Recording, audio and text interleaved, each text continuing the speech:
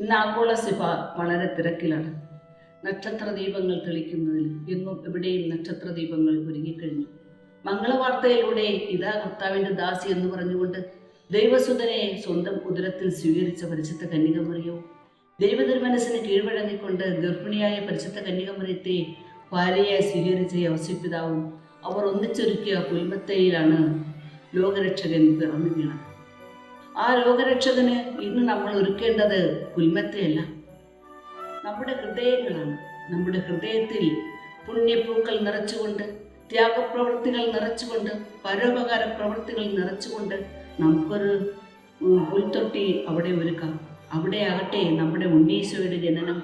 നമുക്ക് നമ്മോടൊപ്പം നമ്മുടെ അനാഥരായ കുഞ്ഞുങ്ങളെ, അമ്മയെ എന്നെ കൊല്ലല്ലേ എന്ന് പറഞ്ഞുകൊണ്ട് വയറിൽ അങ്ങോട്ടും ഇങ്ങോട്ടും ഓടുന്ന പിഞ്ചു കുഞ്ഞുങ്ങൾ, പിറന്നു വീണിട്ടും ഒരിടമില്ലാതെ വഴിയോരങ്ങളിൽ കിടക്കുന്ന കുഞ്ഞുങ്ങൾ, അനാഥരും ആലംബരഹീനരുമായി വഴിയോരങ്ങളിൽ തിരഞ്ഞു നടക്കുന്ന കുഞ്ഞുങ്ങൾ, അവരെയും നമുക്ക് ഒന്നിച്ചു ചേർക്കാം. ഒന്നിച്ചു ചേർത്തുകൊണ്ട് നമ്മുടെ കയ്യിൽ നമ്മൾ ഒരുക്കിയെടുത്ത ഒരു കൊച്ചു തലയിണ, ആ തലയിണയിൽ നമുക്ക് പുണ്യപ്പൂക്കൾ നിറക്കാം, സുഹൃതങ്ങൾ നിറക്കാം, ത്യാഗപ്രവൃത്തികൾ നിറക്കാം, കഷ്ടപ്പാടുകളും അനുദിന വേദനകളും നിറച്ചുകൊണ്ട് അതുകൊണ്ട് തുന്നിയെടുത്ത് ഒരു കൊച്ചു തലയിണയുമായി നമുക്ക് ആ പുൽക്കൂട്ടിലേക്ക് പോകാം.